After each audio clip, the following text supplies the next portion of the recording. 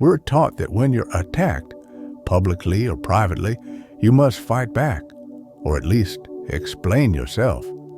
But what if the very act of oppose, defense, is the moment you hand your power away? And what if the ancient wisdom of the Stoics offers a more potent, more durable form of strength than any counter-argument ever could? To master the world outside, you must first master the fortress within. By the end of this shared reflection, you'll understand how to achieve a state of untouchability, not through aggression or manipulation, but through a radical, life-altering realignment with what is truly under your command. I want to begin with a simple question that cuts to the core of this matter. When you feel the hot sting of an accusation, where does the real threat lie? For centuries, philosophers like Epictetus, Seneca, and Marcus Aurelius sought not to win arguments or crush rivals, but to build an inner architecture so robust that external attacks could find no purchase.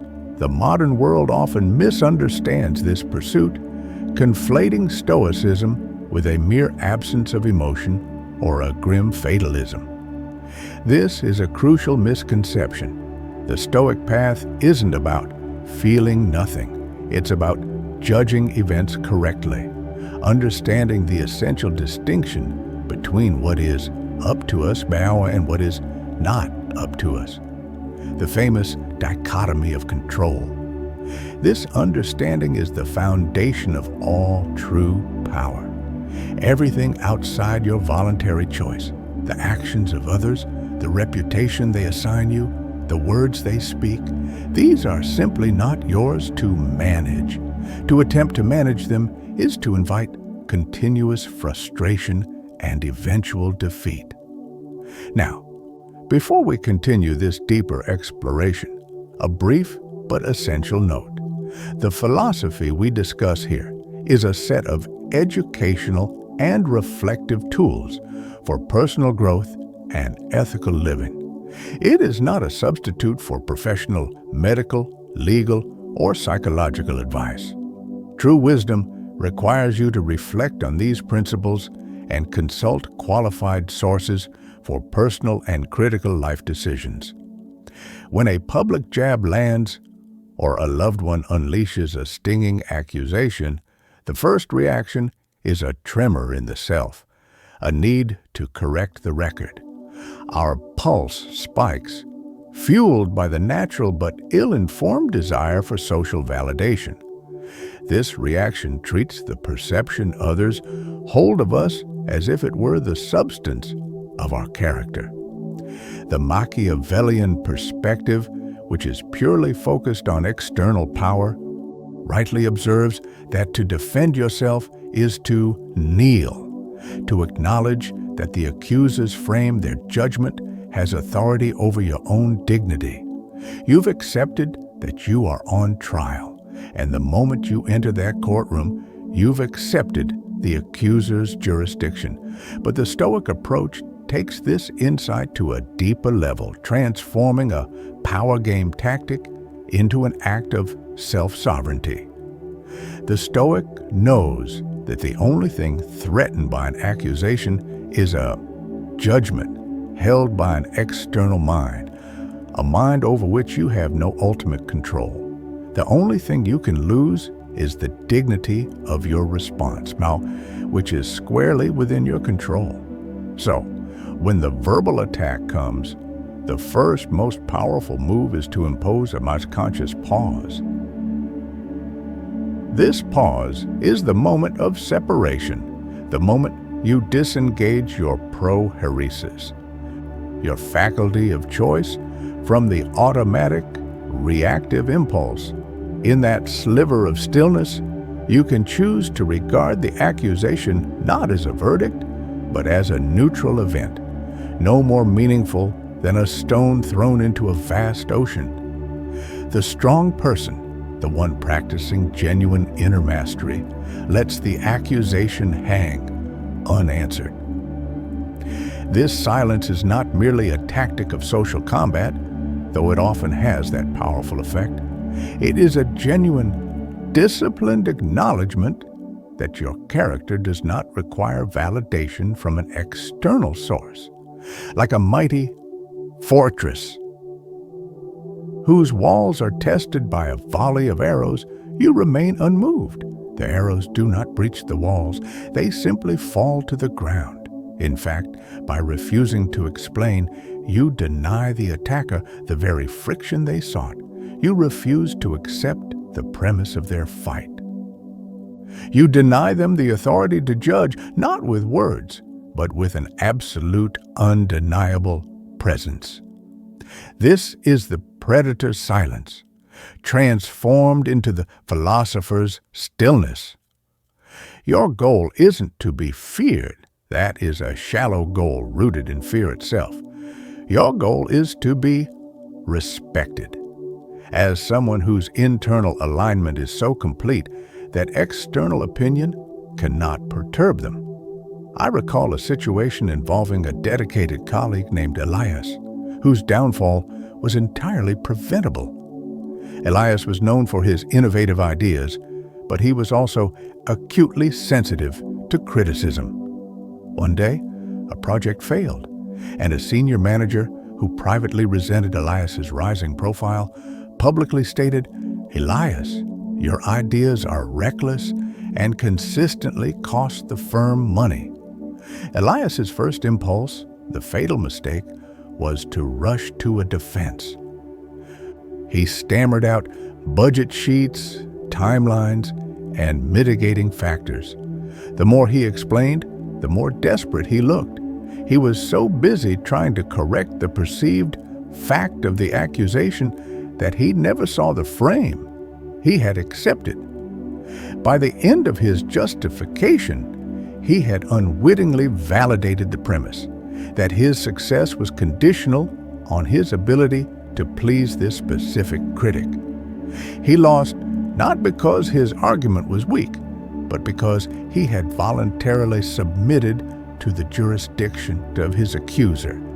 His reputation, which had been built on competence, suddenly looked fragile, dependent on frantic self-justification.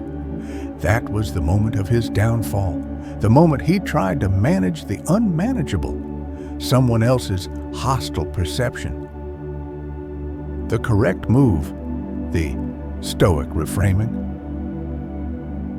is to recognize that an accusation is simply an opinion, an attempt to assign a negative value judgment to you.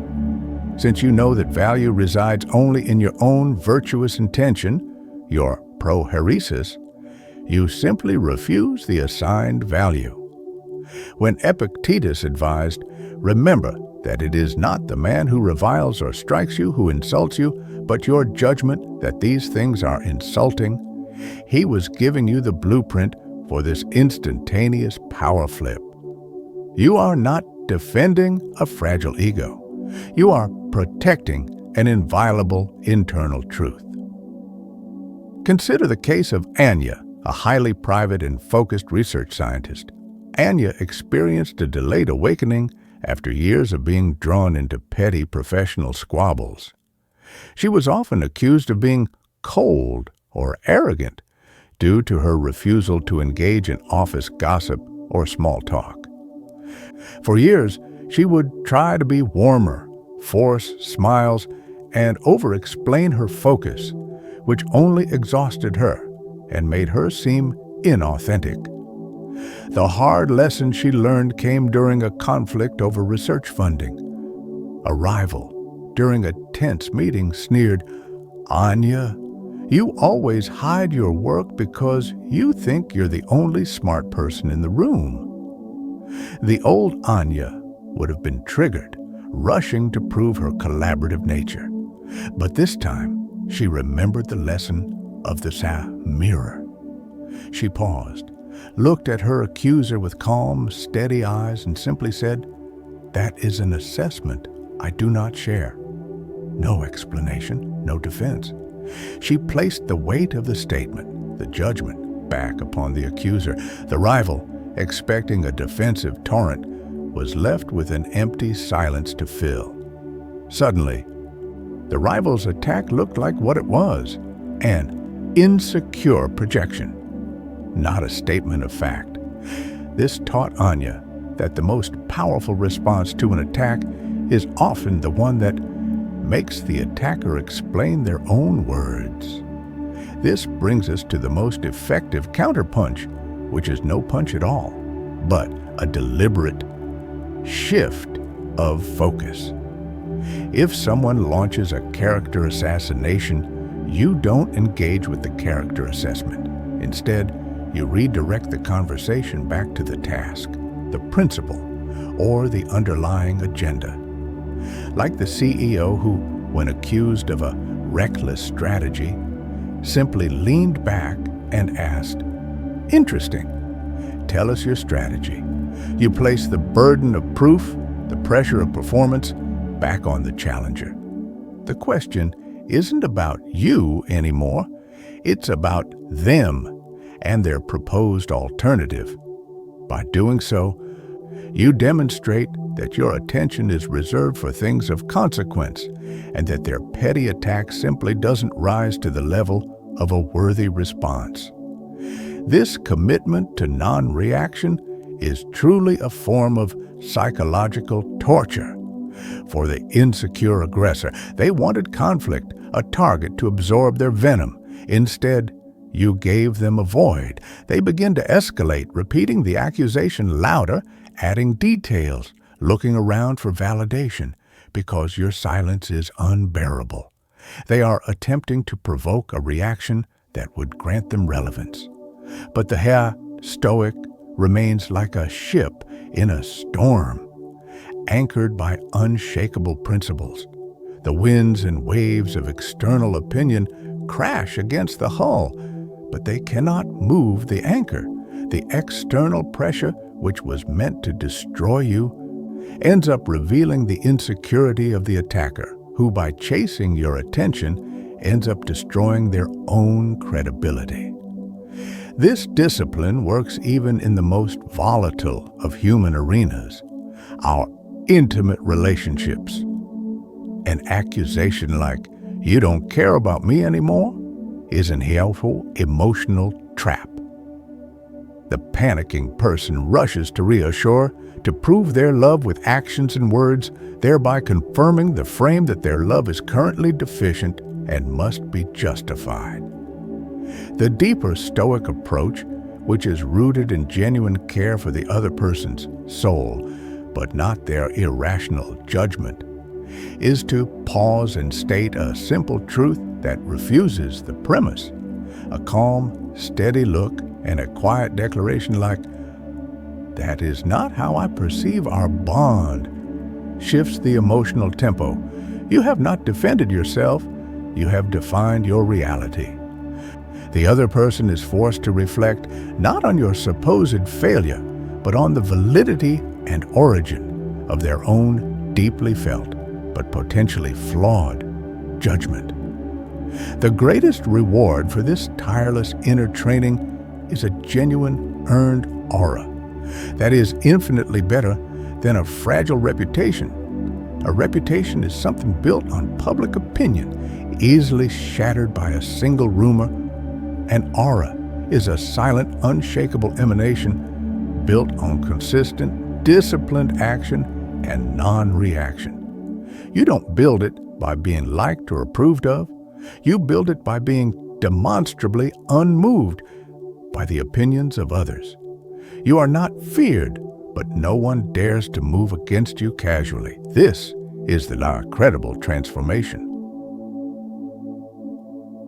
of the self. I witnessed a profound instance of this transformation in a former mentor, a man who had built a successful consultancy. When he first started, he was quick to jump on every slight, every negative comment on social media, treating the internet as a continuous battleground. He was winning arguments, but losing his peace and his focus. His transformation began when he started practicing voluntary discomfort, not just cold showers, but the discomfort of not answering when his reputation was being questioned. He began to apply the lessons of the dichotomy of control to his professional communication. He decided that his focus would be on delivering the best work, and the rest, the chatter, the criticism, was indifferent. His communications became shorter, calmer, and directed only at actionable items. The change was profound. Competitors continued to attack him, but he simply refused to acknowledge their existence. He didn't disappear entirely, he simply removed his attention from them. And what happened was the paradox. Others began to defend him for free. His clients and peers would step in and say, "That was uncalled for. He hasn't even responded, and you're still going." The us crowd became his silent army, defending his character because his non-reaction demonstrated a higher degree of confidence and moral integrity than any defensive tweet ever could. This brings us to the highest level, the final stage of this inner mastery: presence. It's when your inner life is so composed, so grounded in the truth of your own virtues, that accusations simply don't stick to you. They are dissolved by the congravity of your established character.